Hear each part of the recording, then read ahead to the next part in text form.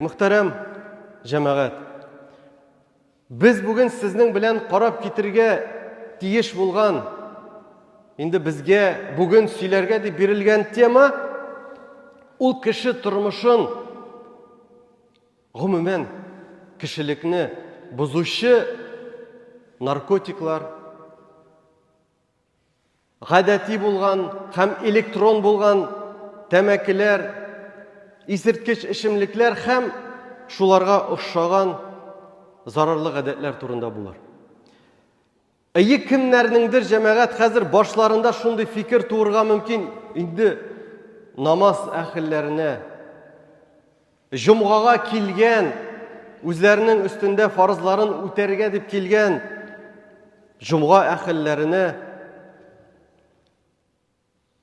narkotik, elektron, гадәти tamakilar ham shu ishi boshqa zarar keltiruvchi aybirlar turunda bizga söyleylermi endi deb kimdir o'ylarga mumkin.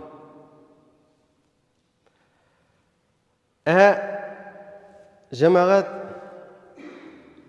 kim bizga va'da berdi?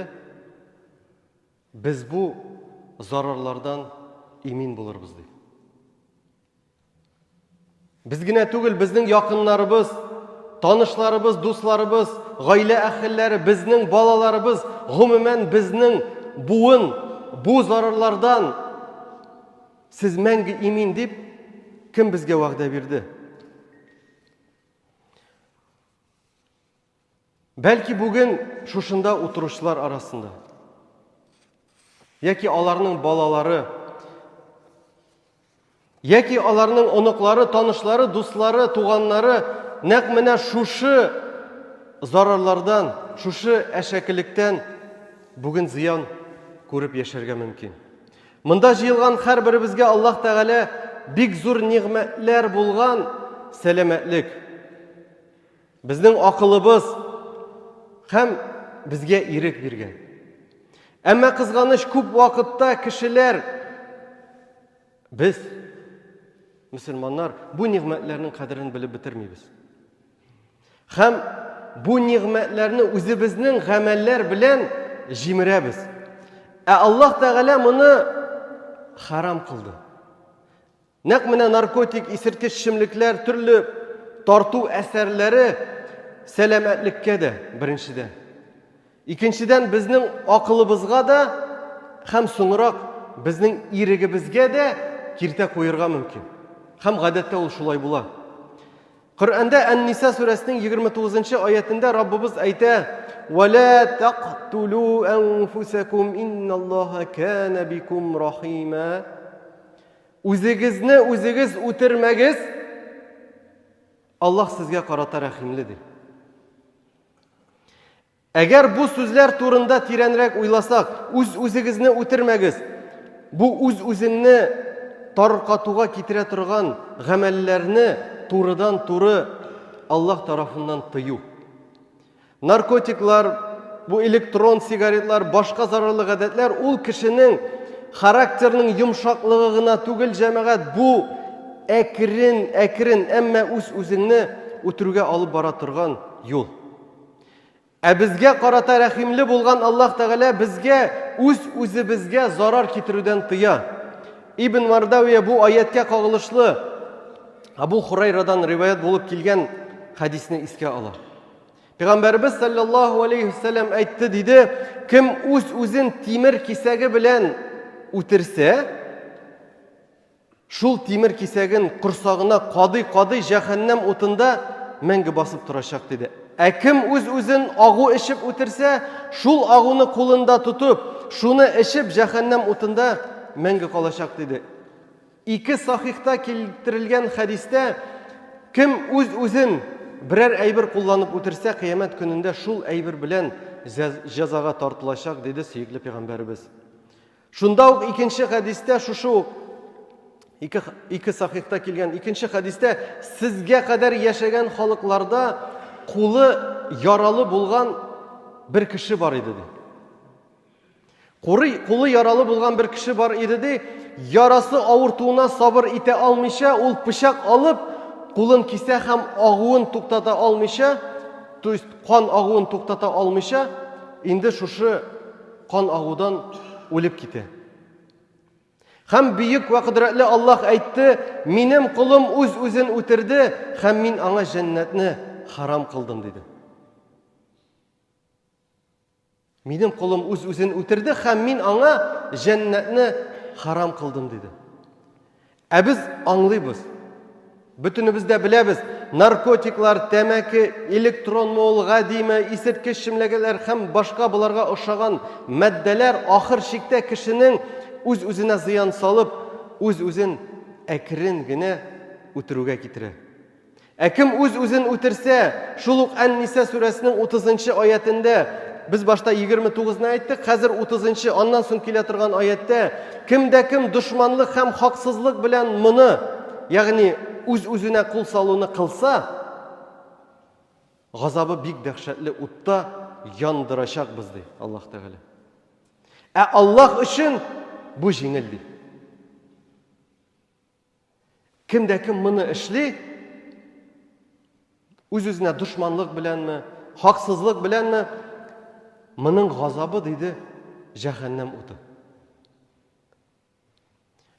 29-нчы аятта үз-үзегезне үтермәгез, Аллаһ сезгә карата рәхимле диде. Аллаһ сезгә карата рәхимле, ә сез юк.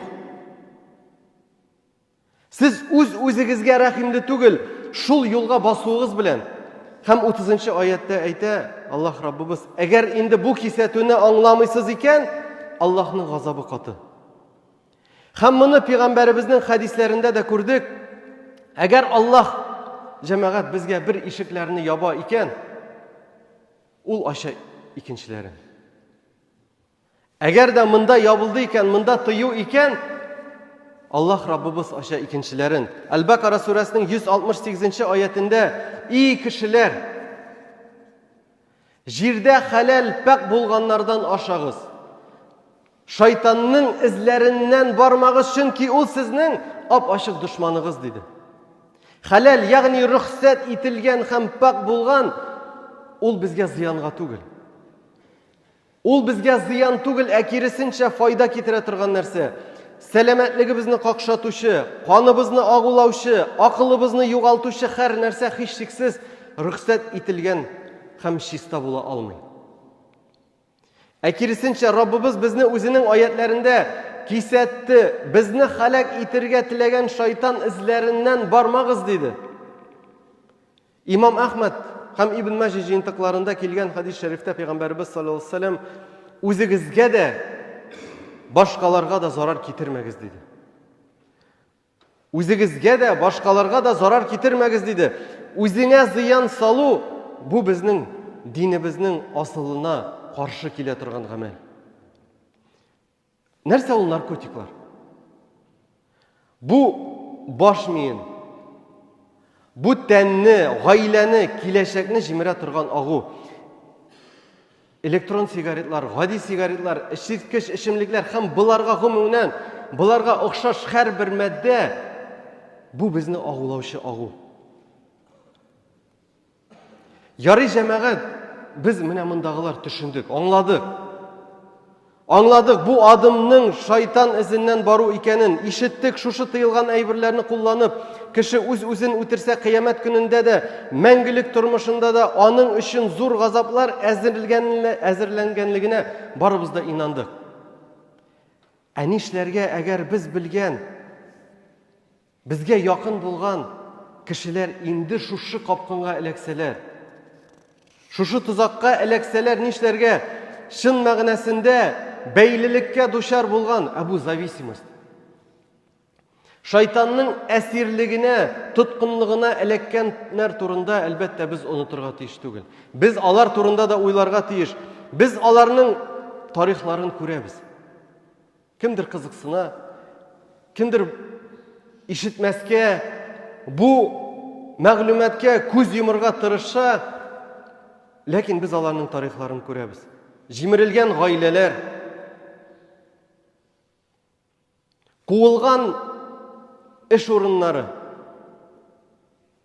аурулар, газаплар, наркотиклар кулланган кеше, ул җәмәгать үз-үзен югалта. Аның шынбарлык белән, гомумән шынбарлык белән элемтәсе үзелә. Әгәр дә без үзебезне күз алдына китерсәк, электрон прибор иттереп, кая безнең шыбыкларыбыз тоташкан розеткага ахирәткә дә, тоташкан бу дөньяга да. Biz шул шыбыклар аркылы үзебезгә яшәү көче алабыз. Biz шатланабыз, кайгырабыз, безнең хис тойгылар барлыкка килә, төрле хисләр кичерәбез. Шул шыбыклар аркылы үзебезгә гомумән энергия алабыз, яшәү көче, яшәү чыганагы алабыз. Ләкин бу зәхмәтле юлга басучылар үзләренең шыбыкларын үзләренең куллары белән тартып алып, үзләрен сүндереп куялар. Әгәр дә сез аларның күзләренә караган булсагыз, күзләрен күргән булсагыз, ул авыру кешеләрнең, аларның күзләрендә нур юк.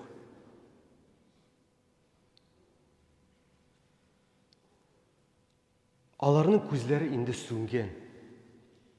Чөнки кешенең күзеннән җәмәгать бик күп мәгълүмат алырга була. Кешенең эчке халәте. Ләкин аларның күзләренә караганда анда бер нәрсә юк. Аларның күзләре генә түгел, аларның җаннары да, аларның тормышлары да, гомумән алар үзләре сүнгәннәр. Әгәр без шул вакытта аларның үзләрен генә калдырып, кире аларның шыбыкларын ахирәткә дә, бу дөньяга да тоташтырмасак, без барыбыз бергә зур хәлакәткә очрашакбыз. Зур хәлакәткә юлыгачакбыз, әгәр дә без аларга булышмасак, яңадан кире тормышка кайтырга. Шуңа күрә мөселман кешесе җәмәгать ул җәмгыятьтә яшәргә тиеш. Аңа ярамый үзенә генә калырга, авыр вакытта бер-береңә ярдәм кулы сузу өчен, буталганда, ялгышканда, нинди адым ясарга белмәгән вакытта, гөнаһка керү мөмкинлеге булган вакытта, бер-беребезгә төпле хәерле киңәшләр биреп, шул адымнан туктатып калу өчен. Безнең бер-беребез белән элемтә булырга тиеш гомумән җәмгыять буларак, җәмәгать буларак, әтиләр, бигрәк тә әтиләр, без үзебезнең, бигрәк тә малайларның дуслары кемнәр? Аларның гамәлләре нинди? Аларның тормышлары нинди икәнлеге белән без кызыксынырга тиеш. Без гомумән белергә тиеш. Шайтанның безнең яшь буынга кулланыла торган бүгенге көн инструментларына каршы туру безгә булсын бу әтиләргә, булсын бабайларга бүген җәмәгать бик авыр. Үзебезгә карата кайчандыр кулланылган тәрбия ысулларының күбесе бүген гамәлдән чыккан. Ул методичкалар инде искергән. Ләкин берсе бар.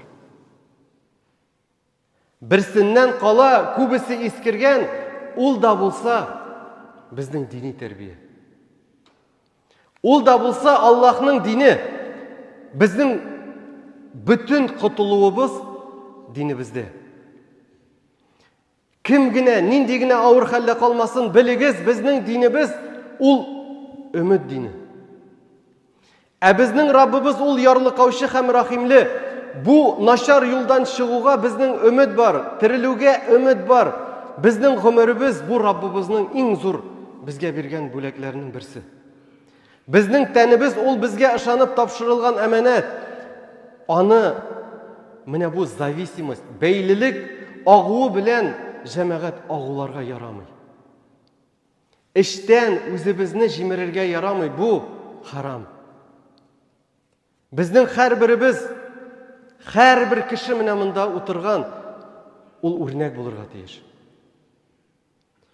Безнең йортларыбыз төрле төтеннәрдән һәм агулардан азат булырга, имин булырга, күңелләребез саф булырга һәм акылыбыз ачык булырга тиеш.